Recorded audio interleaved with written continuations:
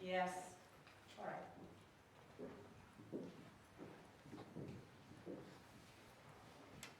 Välkommen alla till vår paneldiskussion, Fristad för konstnärer. Tervetuloa paneelikeskusteluun Turvakaupunki taiteilijoille. We will speak English today, because I guess do not speak Swedish or Finnish, all of them. We are streaming out live at the same time, so people are watching. And so now is your chance for 15 minutes of fame if you want to do a little show. And you can send this link forward afterwards, and it can be viewed afterwards also. So please do so. And this discussion is a part of our festival, Viva Allegro. We are now 3 years old here at the campus. This week in March we have always our birthday week, and all of our universities and schools here take part with the program. I'm managing the concert hall, and I bring people from outside of the campus here, like you. I'm very happy to host a discussion like this on an important issue. And Lisen Sundqvist, with her project, is going to be monitored here, and Philip is the guy who speaks the most here, or tells about this, or introduces the others, maybe introduce the others to us, who they are and what they do. I think Lisen is the... Yeah, okay. We'll sort it. You'll sort it out. Yes. Very good. Welcome everybody to Jakobstads Campus Allegro and to our festival. And the floor is yours.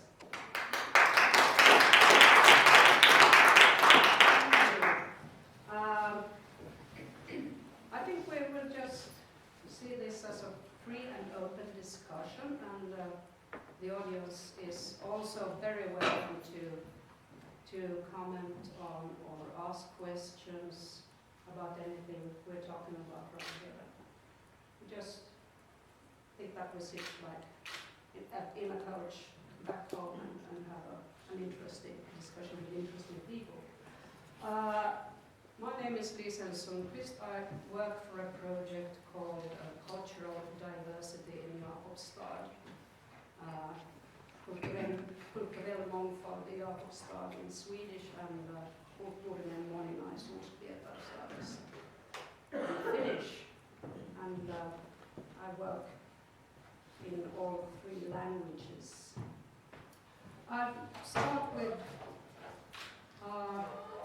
saying something short about why we are here. A couple of years ago, several people almost simultaneously started to talk about the idea of Jakobstad being a shelter city or a refuge city for writers. One is Jan Kronholm, who is a journalist, who is originated from here, lives now in Åland, in Mariehamn. Another one is Lars Sund, who is also from Jakobstad.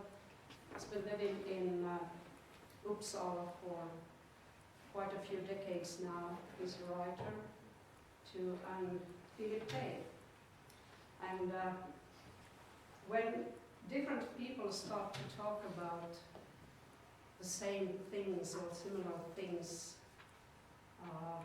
without knowing the other ones, it's usually a sign of that something important is going on. So we're going to talk today about what is a shelter city or refuge city. In Swedish we talk about Fristad, Finnish Turvakaupunki. It wasn't clear to me exactly what it's all about, because there are many different organizations, there are many different kinds of people in need of shelter, and there's also a lot of differences between different countries, how they work with writers or artists in residence or in shelter cities. I would like to remind everybody that today is Minna Kant Day, the 19th of March. Minna Kant was a Finnish writer and playwright. She was the first woman to have her own flag day in Finland. She is kind of the prototype or the mother of Finnish feminism. And Minna Kant Day is also the day of social equality in Finland, so it's actually a perfect day to have a talk about these things. I'm going to start just to introducing these people very shortly, and you are all free to correct me and fill in, because I tend to forget things. I'll start with Philip Teir here on my left. Who, by the way, lives at Minna Kant Street. Lives on Minna Kant Street. Next to Minna Kant Street. Oh, in Helsinki. Yeah. Born in Jakobstads, writer, journalist, critic, quite acclaimed, and your latest novel has also been translated into English and has been very well received in the UK and Ireland. So welcome, Philip, and we'll just ask you later on how you came up with this idea. And next to Philip is Åsa Stensvik, who is working currently in Sweden at Kulturbyrå in Stockholm as a producer and as a coordinator of the Shelter City program. And you also, what was the division you worked for? I forgot it already. We call it Forum Debatt in Swedish. So we have theater, we have music, we have different departments, but we work with a lot of discussions like this, basically. Initiate discussions on different topics. Next to Åsa, we have Johan Safadi, who is quite new in Finland, Palestinian musician, singer, songwriter,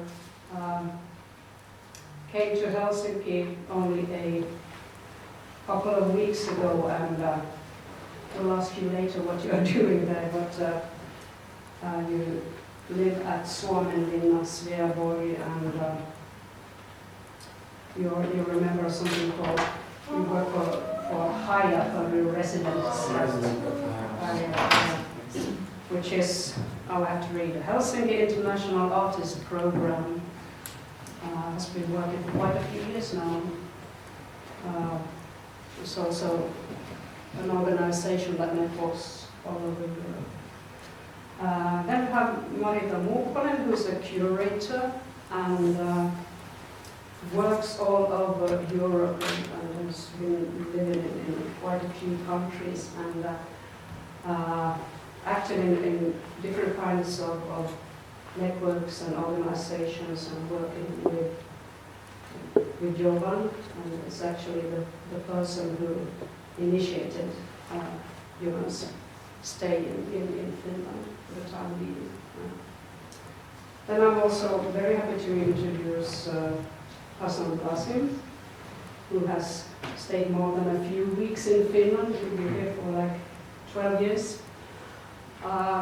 Writes in Arabic, and actually you have heard this quote many times, I will say it again.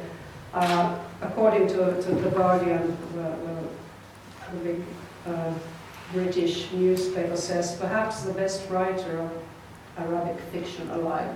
So now you know what you're dealing with. Thank God alive. Yes. Yeah. And also winner of the Independent Foreign Fiction Prize, the other huge newspaper in the UK. And this prize, I can mention that Orhan Pamuk has received it, and also Milan Kundera, so a couple of other authors. Born in Baghdad, has also worked in Kurdistan after leaving Baghdad, and now Finnish resident. Last but not least, Johanna Sillanpää, who works for Finnish PEN, and you're executive director of PEN PEN is not like any nice club for writers, actually. Is that too? It's that too, yeah, but also it works for its freedom of expression organization. So we have a really great panel here, and I'm happy to have you all here. But I'll just start to turn to Philip and ask you, how did you come up with this idea? What's behind this? I was in Stockholm, I guess, maybe a year ago, something like that, and I met Åsa because I was doing an interview at Kulturbyrå, and we met at dinner later, and then Åsa told me about her job, and somehow when I heard about this author residency thing, I immediately started thinking about Jakobstad, even though I don't live here. I didn't think about Helsinki, I thought about Jakobstad. It just felt like, okay, this project, because they have in Sweden how many cities? It's about 12, 13. Yeah, and like cities like Umeå and cities like, and I thought that, well, maybe this would be a good idea because Finland doesn't have any city yet part of this program. And I thought that maybe Jakobstad would be like sort of a good place to start, because we have some structures here. Maybe we have people like you, and we have also maybe some interest in doing something like this. And well, actually that was just the idea. And then I said to Åsa that this maybe I should tell somebody about this idea. And I don't know if I could do it myself, but I could at least. And then I wrote a column about it, and then I learned that Lars had done the same thing, and Jan also. And I'm really happy that we actually right now have come as far as this. Yeah. We're sitting here. Yeah. Yes, I think when I started to think about this, I think this would be the starting point for discussing this also locally. What does it mean to be a shelter city? What can we offer? And what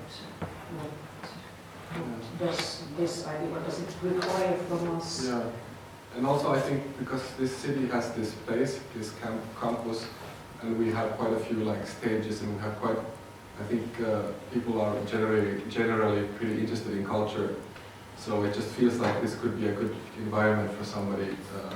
I guess it really depends on what kind of person that would be, but it just feels like the city could be a good place to do this kind of thing.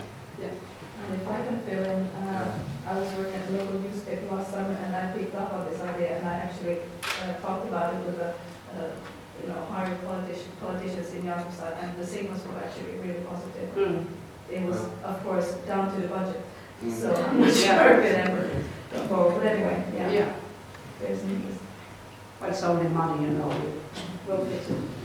This lady is Jeanette Östman. She's a local journalist and also a cultural activist. So, yes, I think we might have something to offer. I thought I'd turn my next question to Johanna, who works for Finnish PEN, and Philip, as an author, we were thinking about writers, and there are also, of course, other artists and musicians in need of shelter, but you who work in a writers' association, of course, know that situation better. Could you tell us a little bit about PEN, and you're going to hear all kinds of acronyms here too, because when I started to looking into this, I found a lot of different organizations, and I'm still not really sure exactly what they do and how they are structured and who are working. But Finnish PEN and also International PEN is working very closely with an organization called ICON. Can you tell us a little bit about that? Yeah. Well, first of all, PEN works with writers from all around the world. We've got about 150 centres in 100 countries, and Finnish Pen is just a small one of those. Pen International is the main organisation based in London. They do a lot of research on cases of imprisoned writers. They report to UNESCO and other bodies about sort of crimes against writers. Freedom of expression is needed, as our writers and also Joan knows. It's important for artistic freedom, and it's a very, very fragile thing, and something that Finns tend to take for granted, because we put it quite well here, but I know you've been probably following up the discussions lately. It's not something to take granted for, and that's one of the reasons why we're here today.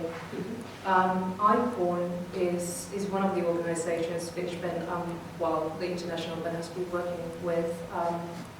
Pen has had different kinds of programs for residencies for writers who need help around the world, and we do have like writers in exile programs. In some countries they are funded by the government.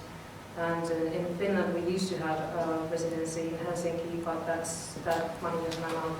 There's not that kind of a funding police anymore.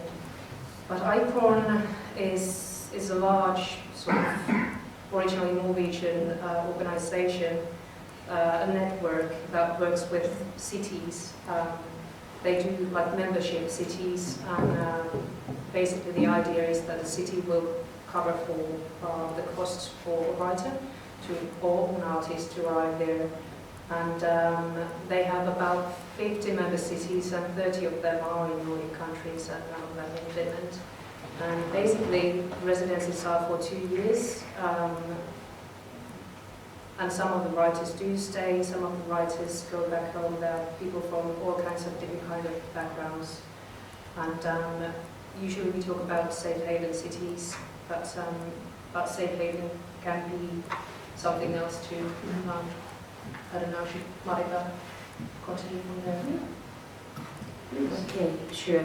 So I just tell shortly maybe what's happening in Helsinki and how we work with artists at risk. I'm a curator in visual art in an organization called Öppen Mobile. As Lisen said, that we host artists in a residency center called HI at Helsinki International Artist Program. And Joan is one of the artists who is part of the program, which we started as a program called On the Move. We didn't call it Safe Haven. The reason we started to organize these residencies was really practical. I have worked for 15 years as a curator in visual arts, but often with artists with a political art practice. And simply in my networks, I have worked a lot in Russia, Ukraine, Arab countries, Palestine, and so on. There were people who had to go, or they needed a break simply. There are cases that one of the residents was beaten up really badly by right-wing extremists in Kiev. He came to recover to Suomenlinna. He needed some months. The first musician, we invited, and actually the first On the Move resident was Rami Essam, the leading singer of Tahrir Square. We didn't plan his residency. We actually had invited him to open a big curatorial process called The Square 2. We curated as Kurator Mobile in collaboration with Checkpoint Helsinki. And we found out when we invited Rami that he had been tortured twice, and his army age was coming closer, so we had to get him out. And it was really lucky coincidence because we got an artist visa for Rami to leave Egypt, because he had had problems to leave Egypt. He had tried to leave it, but he was stopped on the border since everybody knew him. And so it says Rami could stay for 2 months in Helsinki and wait for a safe haven in Malmö. Malmö is part of Avoin network. So they were preparing for his paperwork, his residency, and so Rami traveled from Helsinki to Sweden, and that's the way we also started to host musicians. So it was really organic procedure, and it was the same as here, that we started to organize debates with the local politicians. We have been doing it since 3 years, And we first funded it through Nordic Culture Point. We got seed funding from the Finnish Ministry of Education and Culture. When Paavo Arhimäki was still the minister, he gave us the first funding. And now, for the first time, we have funding from Helsinki City. So we will continue short-term residencies in Helsinki on the island of Suomenlinna, meaning that artists stay from 1 to 6 months. And we will invite the first long-term resident. But since Helsinki City only gave the funding for 1 year and didn't make a decision to join ICOR, we have no guarantees that the funding will continue after this year. So therefore, it is a bit risky to take a 2-year resident now, since we don't know about our funding. So it might be that we invite now first somebody for a year, and we are also working internationally now to broaden short-term residencies to Berlin and Athens, because there are many people in need at the moment, and we don't have places for them. Especially, I'm now talking about visual art practitioners and filmmakers, since there's not similar organization for visual art practitioners and pen for writers, and there's an organization called Free Music in Copenhagen, which is monitoring the situation for musicians. So basically, we are also setting up actually hopefully an international organization to do such a work. And we will have a conference about that with European Parliament on the 4th of April in Berlin. So there are many parallel processes, and there are many ways also to work with artists who need a breather. And we still discuss about the fact that now we have to call the program Safe Haven Helsinki, since we have city funding. But so far, this On the Move program has been good, since we have given artists a choice whether they want to come as artists at risk or whether they don't want to talk about their situation. So if they don't want to go to media, they don't want to be listed as artists at risk, it's their choice. It might be dangerous for them. They can be even more at risk. Yes, please. I just want to say that in shelter cities of ICOR, you can be totally anonymous if you don't want to be an artist. Yes, so what I understand from Marita here, that it started with a certain grassroots activism and from knowing people and getting to know more people through networks, and then it's kind of one thing has led to another, and a lot of parallel process, because I mean the needs are different. People have different needs, and they also need to have a choice. I think I was going to ask Hassan now. You did not come to a safe haven. What do you think about this? You didn't have the possibility to do that. You fled from Baghdad. You took a Kurdish identity and nobody helped me. I'm walking from Baghdad to Helsinki. There is no funding. There is no residence. So what are your thoughts about this? Would it have helped you? Let's talk about to bring writer and artists from the different countries together. For me, it's not just like about the safety for the writer, but because all the time I talk about we don't have enough knowledge about other culture, because we need more writer and artists coming from Iraq, from Afghanistan, from Africa. Because in Europe we're proud about we have good education, we read a lot of literature, but we don't read from other countries, so we don't understand the world. Because we understand, for example, Iraq and Afghanistan and other countries through our media. That's it. If you ask any publisher, the audience, how many books you read from Bangladesh literature? Nothing. Zero. Because Europe last like 100 years, Europe just read Europe. That's it. Like you don't need to read other countries, because we think we are the center of the world. Yeah. So I think when we bring the writer here and the artist, that's a great knowledge to people here to understand the whole story. Why, for example, in Syria war? Because in Syria war, when you talk about, for example, ISIS, you can't understand it from the media. You need to read novel. You see the character when he's kids, how he grow up, what happened. So for me, it's like when you bring a writer and the artist, that's great knowledge for people here, not just for the writer to have, for Finnish people and for people in Europe. We need that. We need we need to bring people from the college talking about minor, talking about many different things.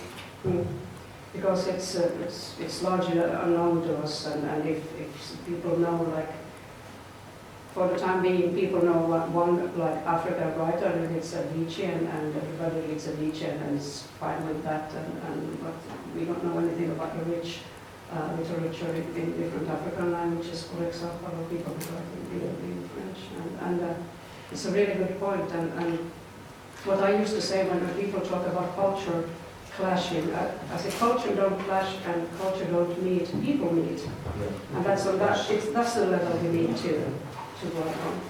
Now I'm going to ask Johan, after 2 weeks, Marita told us a little bit about how she works, and could you tell us a little bit about your story, your background? Well, musician, songwriter, and also an activist, political and social activist from Palestine, living under the Israeli Zionist occupation in the area occupied in 1948, most people know as Israel. And I work in many fields or on many topics, with many issues, with a very critical sense of logic, looking at things without really accepting the mainstream version of the truth as it's imposed. And challenging this has caused me a lot of troubles in many ways. Also in Israel and also in Jordan, Egypt, in quite a few places. I was detained in Jordan and I was investigated, interrogated many times in Israel. I was threatened in Palestine, in Egypt, in Jordan, which is not very pleasant, but this is what happens normally when you do actually try to bring up a new way of thinking that doesn't really go hand in hand with the stories or with the narrative that serves the system, the ruling system, or the religious monopoly or whatever there is that limits basically your freedom of expression. So it really doesn't matter where you come from. What I want to say is that we can always face these troubles, this kind of thing, once you try to really step out of the herd and try to think independently. It can happen also to Americans as well as it can happen to Syrians and Iraqis and Palestinians. So it's not like, yeah, we have to protect these people who come from the East because they can't be free in their own country. It can really it depends what you say. So the Israelis will not accept when you talk about the occupation, the Muslims won't accept when you talk about Islam, and in Germany they will not accept when you talk about the Holocaust, and in many other places there will be things that will be challenging. Capitalism is the main thing at the end of the day, so it depends how you really tackle it. That's why I think having such a place called Safe Haven or whatever it's called can be very helpful, but on the other hand, it's not we shouldn't see it really as a favor that we're doing. It's like because the whole world is becoming this, where people are actually moving from one place to one place where they feel more safe or more free to actually express their rights. It's not that I am here to running for my life from bullets chasing me and all that. No, I'm just here in a place where I can actually write freely for a while and take a rest from a very intensive period of time when I was very active in arts and politics. It actually caused me a lot of stress and trouble. So I'm not sure I'm going to be here for the rest of my life. I'll probably go home in 3 months. So yeah, that's very much it. Thank you. Also, can you tell us a little bit about how you work? What's your work about at Kulturbyrå as a coordinator? Yeah, but I'm so curious about the audience. I think some of you saw I'm looking like this as a student. Can I just, are you working at the campus or is anyone working at the campus? You're a journalist. Yeah. Is there any politician here? Yeah, I thought so. You might be a politician. Yes, I'm a politician. That's great. It's great that you're interested. Deputy chairman of the city council. Oh, wow. he has also taken the initiative to the project I'm working on, so. And what about you guys? You're just interested? Yes. You're just living here thinking? Here in campus. No, you're working. Students. Yeah, some students. Researchers. Yeah, I'm sorry, I won't attack you. I want it to be interesting for you. Yeah, so, that's all. So I'm working in Stockholm with this shelter city idea. So what I'm doing is actually the name of what I'm doing is coordinating. So when we invite a guest writer or a guest artist, I call the embassy, where in the country where the guest writer is situated at the moment, and start a procedure with bringing that person here. And then when the person is here, I am managing everything from getting into the system of like hospitals, childcare, if they have a family with them, all these basic things that you need, like they get the apartment, I have the keys. I try to find out if they need more beds in the apartment, very practical stuff. School for the kids, all that. And then when everything is set, kind of, also maybe they want to learn the language courses, all that. At the moment the guest writer arrives, I sit down and we have like 2 or 3 hours when we just talk about, I try to find out who is this person, what does he or she want to do for these, during the 2 years they are here. Do they want to like just not be official? Maybe they want to be that, to find out. And then during the 2 years I try to help that person to achieve that person's goals. That's what I do. And what I have is that I have a great network in Stockholm, in the cultural life of Stockholm. The cultural center where I'm a producer, where I work, is, it's a very central point.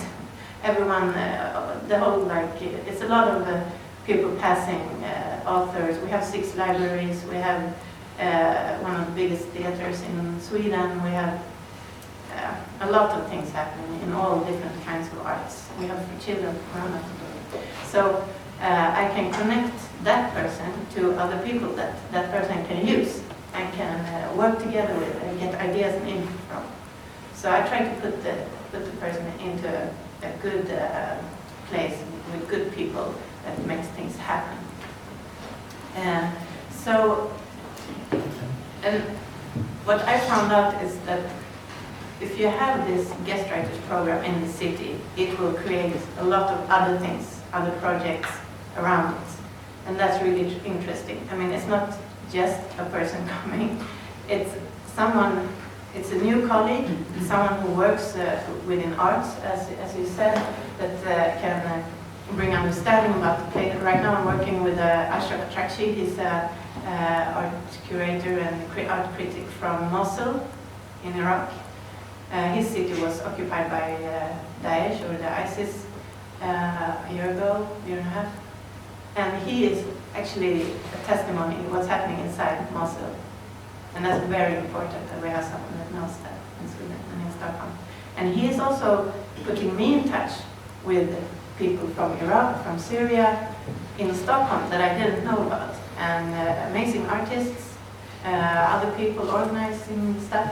And we can get a new audience into the cultural center where I work. We can get Arabic-speaking Swedes to actually come to our place.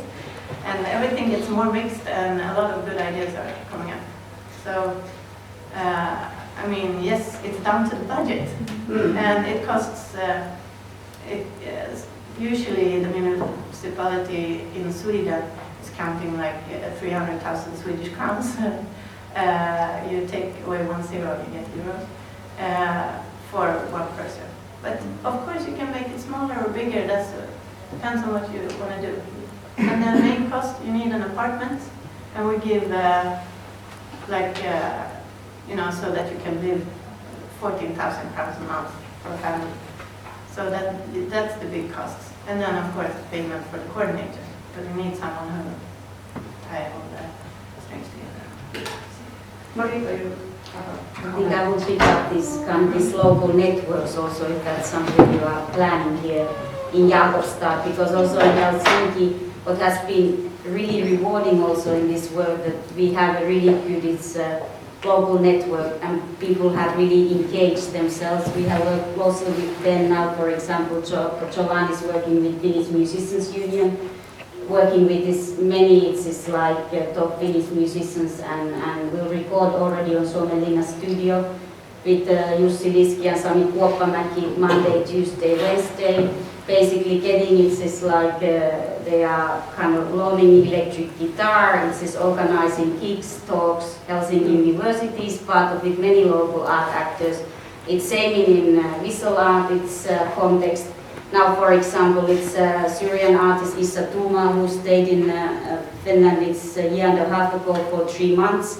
He just came back and attended Tampere Film Festival, basically he organizes exhibition there. There are different things, as you say, that it's kind of these networks are being built. Many Finnish artists attended actually the Kiev Biennial in Ukraine because the curator stayed in a residency in Helsinki.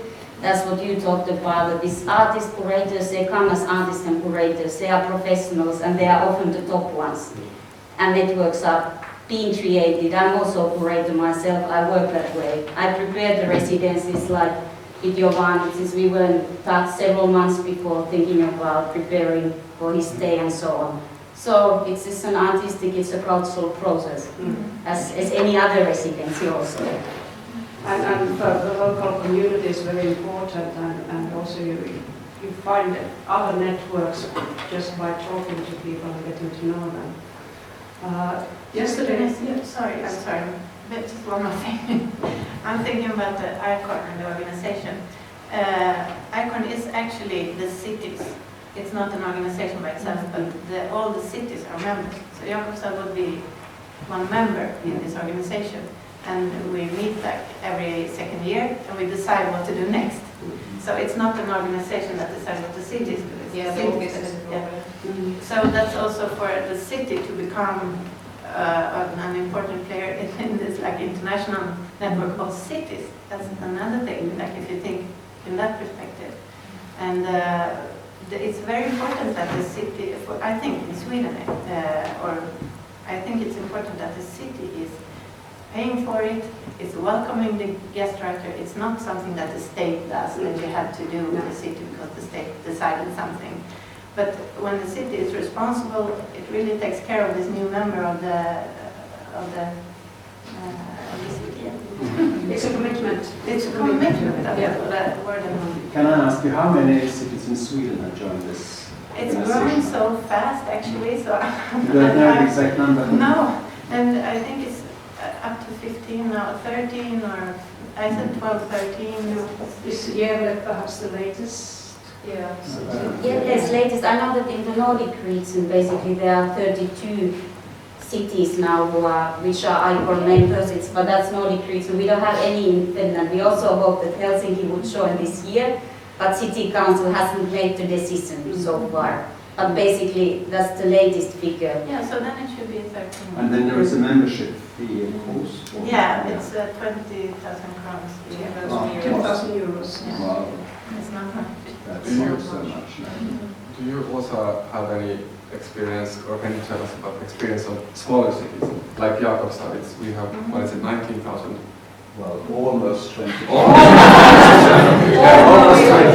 need a few writers, so we just break down the person. Because I could imagine you work at Kulturbyrå, and the network is very big there. But if you take a smaller city, how do you, what is the experiences of? Can you have an example of? Växjö, I think that's kind of the same size, isn't it? Växjö is bigger than that. It is, okay. But not, yeah. So Växjö is the one I know about. And they, people working there, I noticed that one thing is they know all the politicians better, like all the administration also in the city, that you can, and people are really like into the whole thing. In Stockholm, if you have one person that maybe is interested, but the others are not. So that's a good thing that you have a, you know, you can work more with the whole city administration, and you can also work more with media. That people are actually more interested in this thing that's happening because, yeah, it's people are closer to each other, they know each other. So, but you need to choose a writer or artist that maybe would fit into this context. So it's good to think about that. Johanna and Marika. Yeah, and I was to say, you were starting to talk about yesterday's seminar, because we shared a seminar yesterday in Helsinki, which was about multilingualism and sort of promoting equality and rights of writers who are non-Finland or Swedish speaking, because we are becoming a more multicultural society all the time. And one of the guests, we had Penn hosted the same panel there. We have 3 former icon writers there, and one of them was Mazen Maruf, who's a Palestinian writer born in Lebanon, as a refugee. And he became the first icon writer in Reykjavik, and he was just telling how much pride the city experienced for this, because you know Iceland isn't necessarily the most international, it's a small island, and also the local mayor had been so welcoming. And that kind of sense of pride, and he got so much out of the whole visit, because you know, he came from a very distressful background, and has been through art all his life really. But just the opportunity to also bring joy to the local people, and that's something you don't necessarily experience if you're a writer in a very, very, very sort of difficult situation. I think it's a good example of small city. It's hosting a guest musician is Harstad, where Johan was. It's in northern Norway. It's basically, they have the first guest musician, and the whole city is really committed to the process. It's everybody knows Apasa. He has started a beautiful choir process there. And actually the model is also different, that he's hosted by 3 different city civil servants. Basically they have created a special model, but you really see it's actually the political commitment also from the city politicians, but also most of all of the local community and local musicians. And Harstad is known as a very active music city. And Apasar is now with his family above its polar circle. Basically, he came from Sudan, stayed in Egypt and had to flee, but he seems to be actually pretty happy there. Also that he has a support of local community for his family and him. But it can be difficult too. I mean, I met people that work with really like the top international global magazines and they are really like, you know, and then they come to this really tiny place and then somewhere where it's difficult for them to fit these worlds together. I mean, if you're used to a 20 million people city and then you're in a, so it can be difficult, of course. I mean, we shouldn't. And we're all individuals also. So Yeah.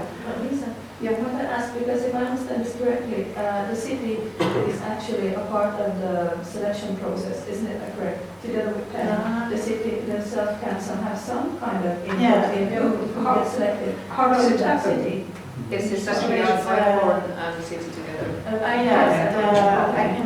Because I mean that helps with the selection process of getting someone who might fit into. And it's together when they review the cases and check the background for the writers. I mean, Penn's writer in prison community has about, they count about 900 to 1,000 cases per year for persecuted writers, imprisoned writers. Writers have, you know, faced impunity.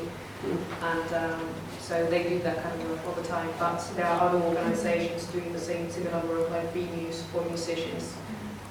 Yeah, so basically the artist applies to ICON and send their application and all the references. And then that ICON is pay Penn International to do a deep research on every person. And then they create a list of writers and artists that are, been through that whole process.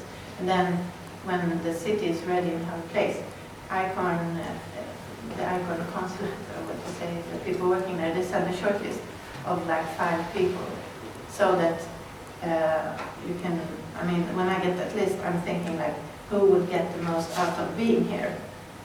And then that person is invited to the city.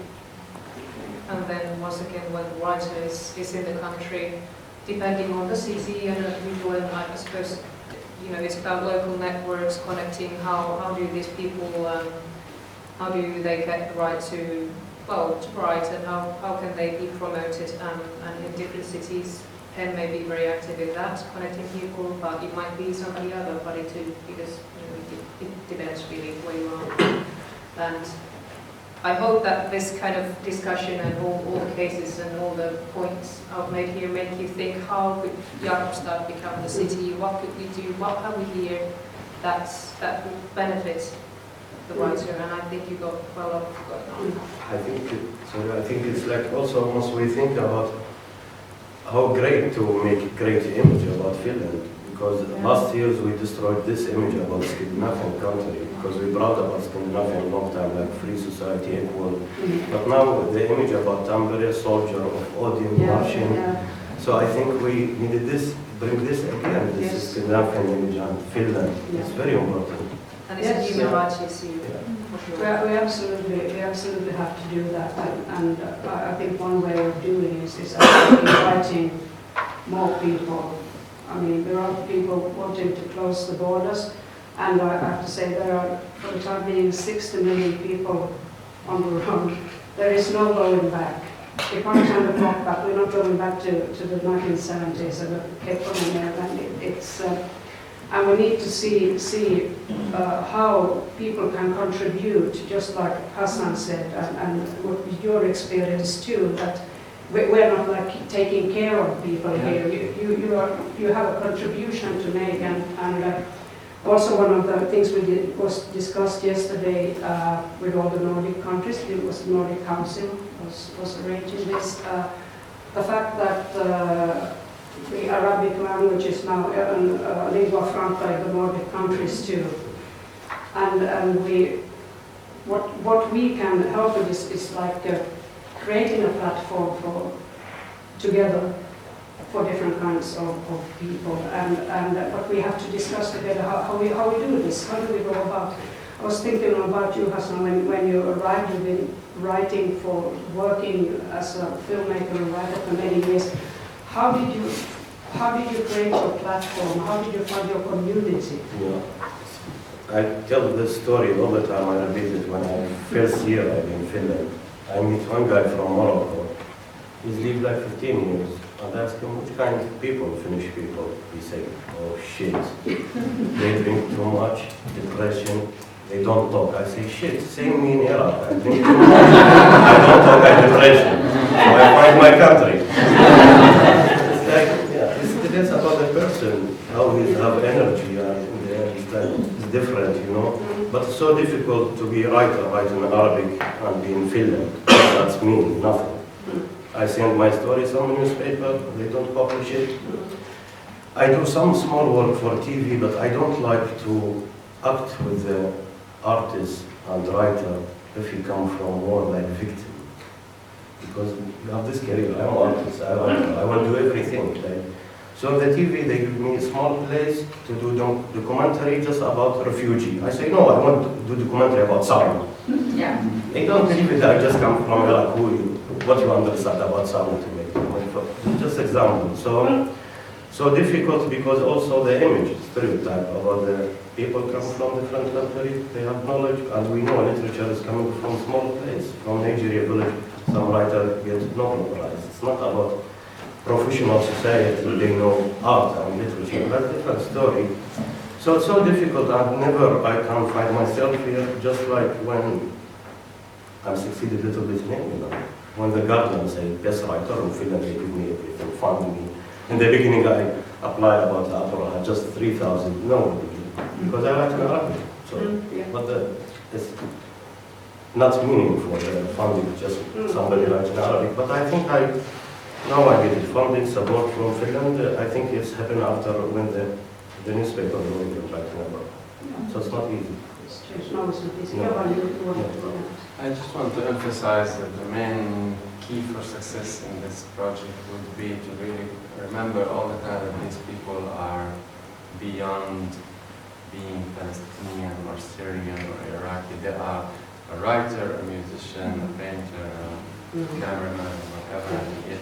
And take that focus on, once you focus on that and see what to do with that, you can really help the man or the woman and help the community really like benefit from each other, and like to really be specific about the special art or thing that this person can give, like to really, from my experience, what really helps is to really have this kind of consultation with professionals from the musicians union or from other places, like to really direct me to the right people to work with and to record with, and where I get this kind of instrument or that kind of instrument, or who would help me with this genre of music or that genre of music.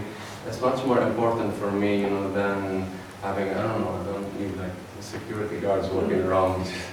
But this is really the main point in my opinion, and how this can really contribute to people through, like here, through workshops and lectures and trainings and, mutual jams or whatever. In music, for example, it's easier to communicate than, for example, in literature. But still, this would be, I think, if we don't miss this one, if we're not blinded all the time by the fact that this guy is coming from a war zone, then you can really make him.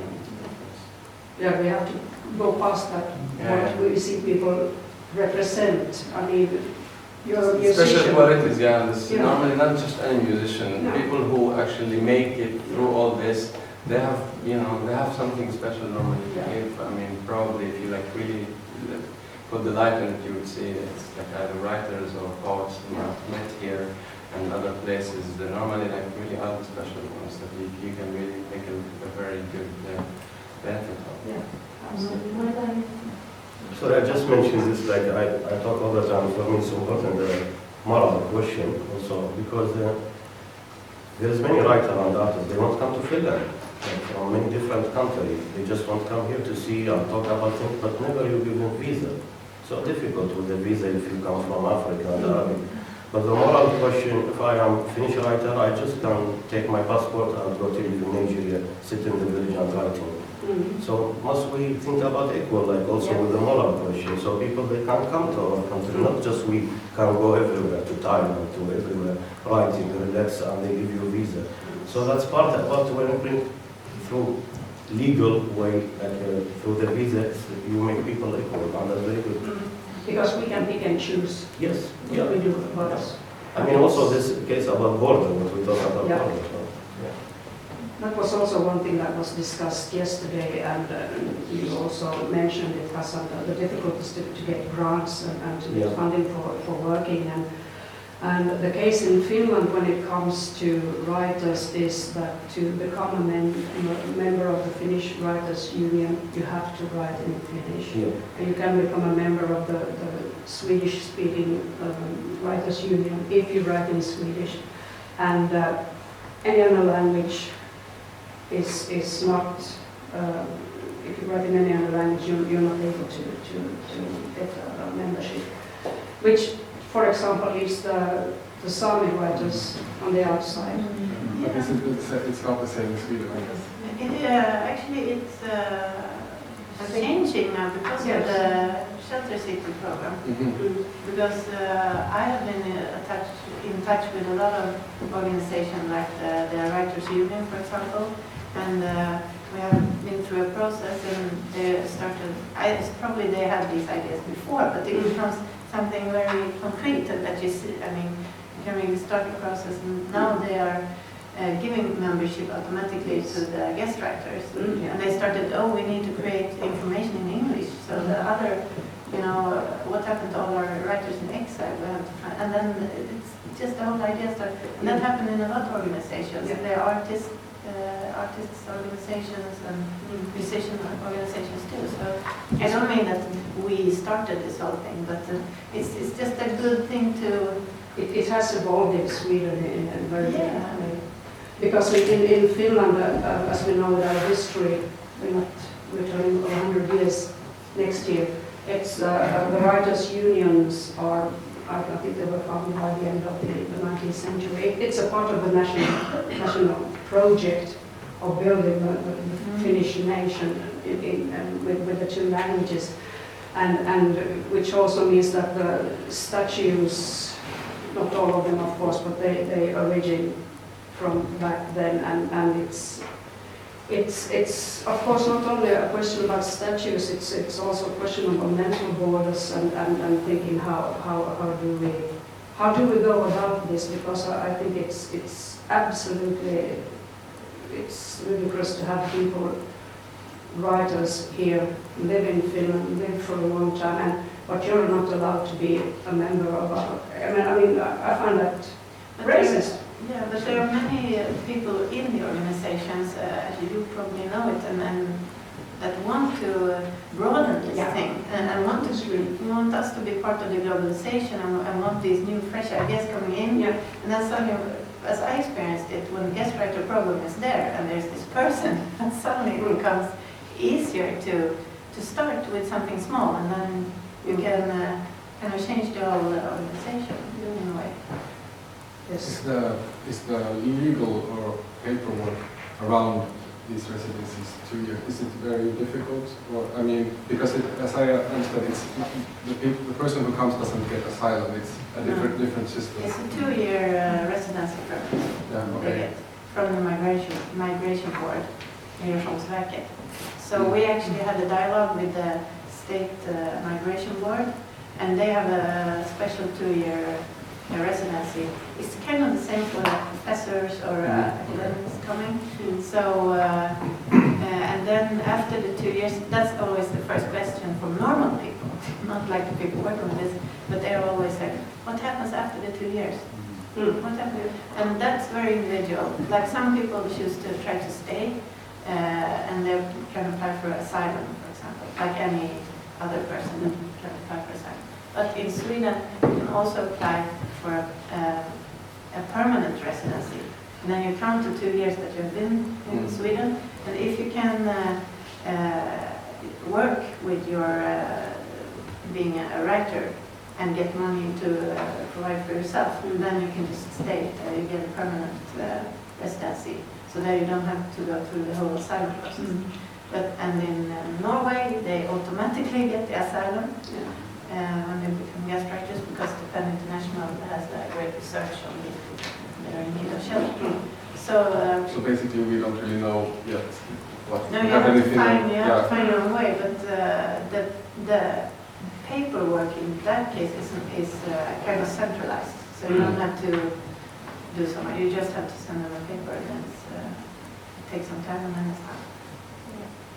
Where there is a will, there is a way. Yeah, but I think it's, sometimes people complain it takes so much time, why don't they just become a shelter city now? But it's good to prepare and to kind of get the whole administration ready for this and to make a good work before you need to be prepared for this, so that you can really, they can be really doing or actually writing something. We started last year the negotiations with the Finnish Ministry of Foreign Affairs and Internal Affairs, basically because what you raised, the issue of visa, when we talk about short-term residence, for example, I worked for a year to get a visa for an artist from Allegro, from Syria, to come, because the Finnish embassy wouldn't believe that he's an artist, even though he has works in Victorian and Albert Museum and so on. And he's a case who wanted to return to Aleppo more than a year ago. He didn't want to stay. He came, he saved his photographs and films in case he would get killed, because he does groundwork. Now he can't stay there any longer. He just kind of came through the service like it's 3 weeks ago, back to Europe. But anyway, that is basically, we have started this procedure of negotiating also that if we have a longer term resident coming, that how you can kind of make these procedures easier, that they are not that heavy. We know about visa, why people die in the sea, because we don't give people visa to come here. It's true. It's Europe, nobody can come here. Yeah, I would just like to add a local example. Last fall we had there was a journalist from Kurdistan, Levan Salala, who was an asylum seeker here in Jakobstad, who'd been living in Oulu earlier, then coming to Jakobstad. And he found, through the networks, he found a place where he could work as a journalist, writing columns for the local newspaper. And they were translated, I guess he wrote in English and then translated in Swedish. And I just like, we're not speaking of contribution. I mean, it's not even just a possibility, it's a necessity, my God, to get these new perspectives, because he's been shedding light about issues in considering ISIS, considering whatever political cultural differences. And I feel he's made an impact. I'm not sure how many columns he's written, and I hope he continues, because it's seriously, it's not, the work is not finished in Finland, and we kind of need perspectives also talking about what's going on in Finland. It's not just telling us about what's happening in Iraq or Syria. It's shedding more light about phenomena right here. Yeah, we do need these different perspectives also to understand ourselves and where we come from. And I think it's that kind of contribution we definitely need. I was thinking, Johan, you mentioned that you're able to work with some Finnish musicians now. Could you tell us a little bit about what you're planning to do during your stay? Okay. I'm very confused because I have a lot of things that I like to do, music, and that normally I didn't do because of certain limitations back home, and here like options are more open. Back home I can't play with Israeli musicians because I don't want to normalize with the occupation. And because Israel normally use it as a propaganda to pinkwash and whitewash their dirt, so I avoid that. And that limits my options for Palestinian musicians who live in the areas occupied in 48, and that's very, very few people. So I end up doing singer-songwriter style, which is what I don't need many people for, or punk rock, Arabic punk rock with a few people that I have. But there are a lot of other things that I want to do, and that's what I'm trying to experience here now with a lot of other people that I meet. Between like ethno-jazz, ethno jazz band now I'm working on a show which is going to be in a Tampere festival. Kumpulan kyläjuhlat. Thank you. I'm recording a single, first single in English here with a music video that I'm going to release sometime around the beginning of April, pretty soon. So I'm recording on Monday once we go back from here. And I'm working on recording with the same jazz band. Another few songs. I don't know if it will be a complete album, but yeah, as much as we managed to do within the 3 months that I have here. It's pretty much, I'm doing a workshop on lyrics and songwriting for kids. Oh. That's pretty much, yeah. You're keeping yourself busy. Yeah. I can hear. Yeah, I don't like to sit and not do much here. Although, I mean, yes, I would still keep some time for myself to sit at home and at the studio and write stuff and be with my son. My son is here with me.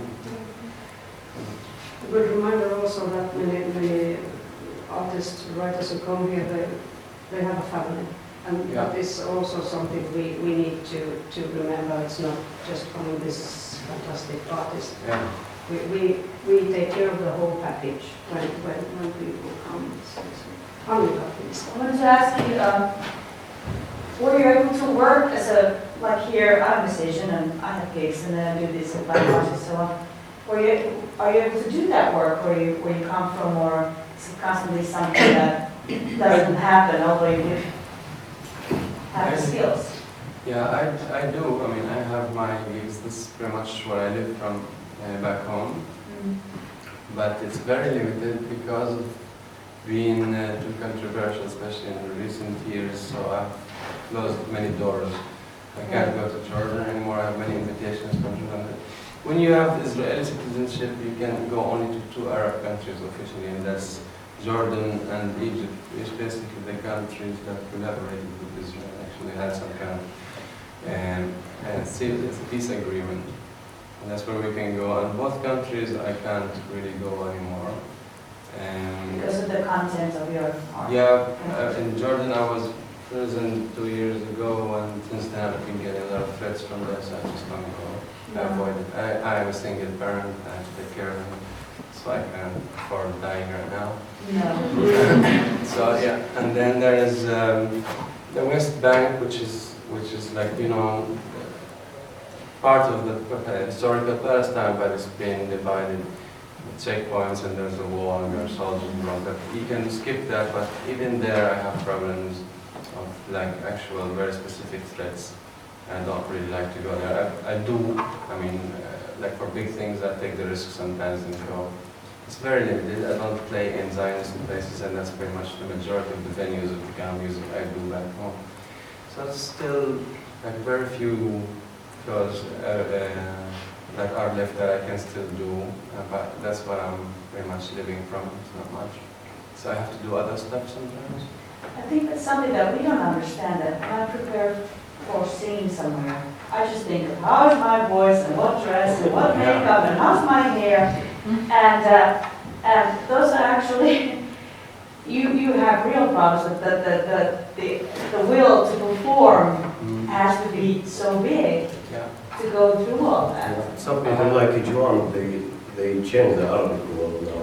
Because Yes, you can't imagine him, yeah. you can't imagine in any Arabic country he can't sing. I know him, I listen to him all the time. So difficult he got without a problem with passport. I can't imagine Juan in any Arabic country singing the heavy stuff. But he also barred from changing the Arabic, and he do huge change in the Arabic music. Yes. Because Arabic music long time is romantic, classic, it's also holy melody. But Yeah. Juan really do some great job. Like, if it's limited, but he do great job for many same generation. Like, So you're actually, both of you, within your own fields, you're working on renewing your like the Arabic music, and you're working with the Arabic language, totally different. I have same problem with the about taboo, you know. It's I like, had another question also in your case. So how does this work when the artists are identified where they are?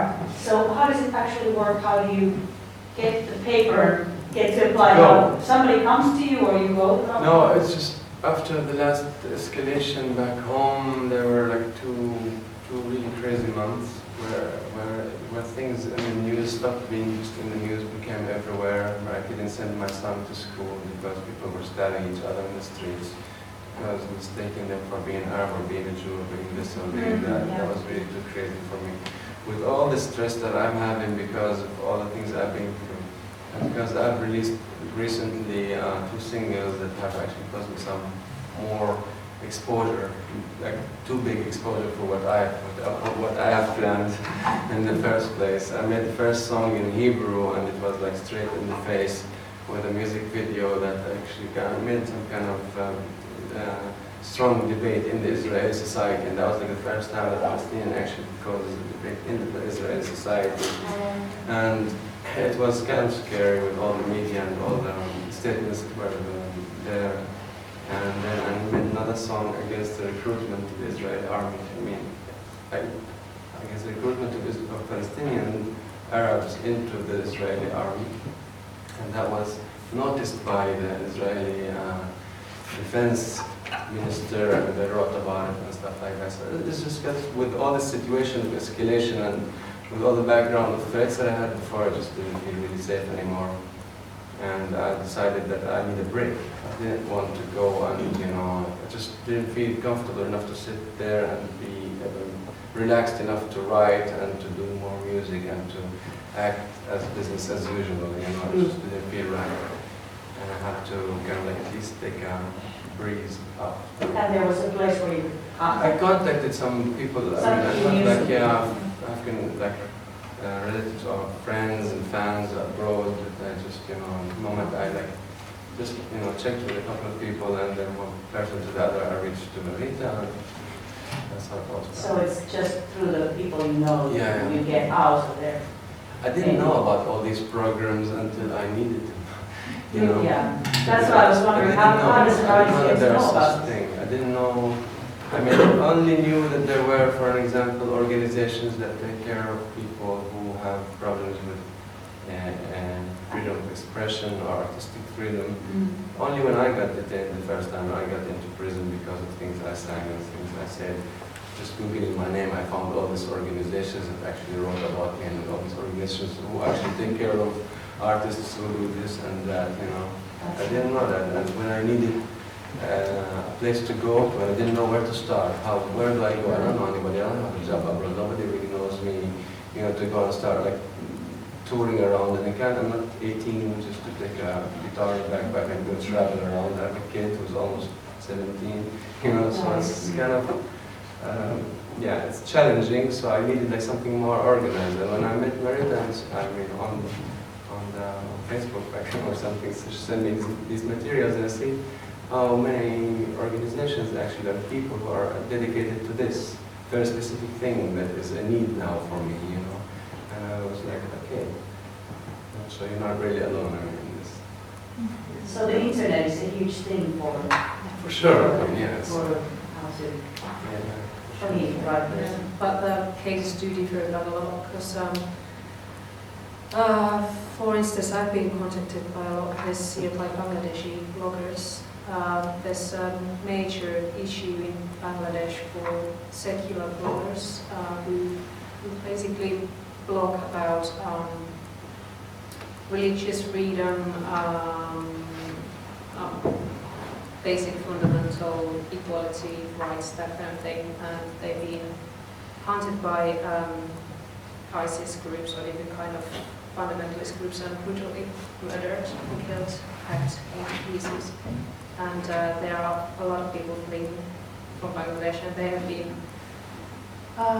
sort of the case has been reviewed by PEN, and they've been very active in contacting other PEN centres and also Avoin. And at the moment, we don't really have the structure to help out people, so I've been basically sending these cases back to Avoin and PEN, and they have been able to seek themselves maybe for the Avoin presidency via their websites, but it's also something that can be very, very dangerous because some of the cases are so difficult that people are being really haunted and threatened and followed, and sometimes it happens that the person just happens to disappear before people being contacted by Avoin or some other organization. And I'm just so thrilled and really proud of Marita, who's been sort of independent agent, and she's just sort of by her own efforts started working with this and is now sort of building a larger network. But for sort of from PEN's point of view, it would be really, really important to have these icon centres in Finland. Which we don't have. Which we don't have. Not yet. No. Yes. Yeah. Sorry, I have one more question. Yeah. So how do you see this internet and all this blogging and all this information going around so freely? So is it slowly changing things, or are people too afraid to take part in? Disadvantages. Yeah. I always say in Arabic, "Sayf al-Hattayn." Yeah. It's a sword with two sides, two edges. Yeah. Because on one hand, yeah, it's much easier to reach out to people, to spread the word and all that. On the other hand, it's a trap. I mean, everything you say is there, it's documented, and will be held against you at any time they need it. It's a huge tool. We use it, of course, in Arabic country, because if you can't publish your book, use the internet. That's what I do in 10 years, because I sent my book to 20 publishers, they refused. So I publish it on the internet, but at the same time we get a lot of hate email from Arabic country, and some guy in London, I have someone that he say, if you come to London, we cut your head. I say to him, I need my head to drink, why you cut it? And now we get a hate email from Finnish people. Right. Yeah, because we critique some racist people, so the internet like this, some many hate email from Finnish people back to Europe. They send link about ISIS and they say, that's your grandfather back there. So that's the internet back. Yeah. Yeah, that's it, yes. Marita. Yes. already the next issue, but related what you said, that it is also a reality. I, for example, use encrypted media a lot in communication with people who contact, especially in certain countries, because you know that you are being followed, they are being followed, and so on. So it's also good to be aware that you don't deal with everything on Facebook chats and so on, that you also have to be cautious as well. It's what's going on. But basically, I was just thinking about commenting is to your former question that, as Joanne said, that is after all kind of professional networks are quite well connected. That I think that I come from visual art field, and even though we don't announce the program, we have no resources, that through professional networks people do know about the work. That, for example, now we are dealing with chief curator of a really good art institution in Singapore who was evicted, and he has approached through Athens Biennial to us and so on, and it's easy to check what is really going on, because we often talk about high professionals. That after all, I mean, this is, of course it depends where your networks are, and as Joanne said that he had no idea, but basically I think it's, of course you need this like organizations like Pen and Free News, but at the moment it's for visual art practitioners it doesn't exist, and it can't stop us working. We just have to do what we do and just use the channels we have. I think that's also important, that it's kind of, you just don't kind of then build this kind of bureaucratic things that okay, we can't do it since we don't have an organization for that. We just have to face the situation. Right. Yeah. We only have a couple of minutes left, and I would like to end this discussion to ask a concrete question, and I would ask Åsa and Marita, who are working in these networks and these organizations. If we want to promote this and we want to go forward with joining Jakobstads to say haven or refuge city, what do we need to do? Tell us. Right online.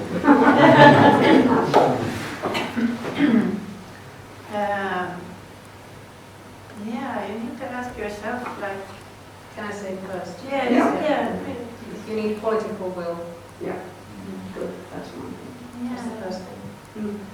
I don't know, I think grassroots will is pretty good. Okay. Together. Activism, political will. I think I'm really practical. Like you need, you just need to look at it. What is? Yeah, of course you need the will. Yeah, but then, what is it actually that we're going to do? And then you make the budget. You need the apartment. You need the monthly payment, and then you look at the networks. What do we have? Do we have a lot of visual artists? Do we have a lot of musicians? Or is it filmmakers? Or is it writers? Okay? Do we have some people in these networks that are really doing stuff, doers? And collect them, and then you will find out it's not a difficult thing. And if you feel that this could really give us something, and this could really be interesting to do, then it's easy to do. And also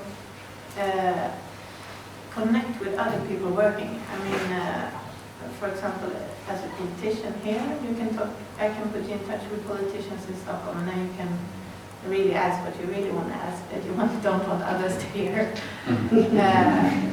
Let us exchange like experiences. Grassroots activism and just get your hands dirty. Marita. I think it's really good practical step. It's, for example, after this one is just to call a meeting. It's just the people who want to attend are kind of willing to be part of this network. That's what we did in Helsinki quite concretely, that basically we just collected people, artists I already know. I talked to Novia students in Berlin, and already Joachim, one of them, is organizing Johan's gig and so on, that you just get actually people who really want to make it happen. Of course you need its political will and resources, but I think it's important that kind of this whole thing comes together, because that's really crucial when the artist arrives, that there is this support network. Like Finnish Musicians Union has been really great now. It's in Johan's case that it's it's really great what they are doing, and we have other Finnish Artist Union will start to work with the next visual artist coming and so on. We have Ben, we have Finnish Human Rights League, we have individuals like Babeface, Kari has helped us from the day one, and there are individual artists, whoever kind of works from their position, and I think that's it. And that grows, and actually I think that also creates the political will, because people also are connected to local politicians and they start to lobby the politicians that we want to do it. That's what happened in Helsinki, for example, that I had to say that it's a political decision. City council decided, but the civil servants unfortunately were really unwilling to have this as a budget item. So we have funding because we have political support, but unfortunately we still don't have support in the city civil servant structures. But they have to do it. But it doesn't make our work, it's really easy.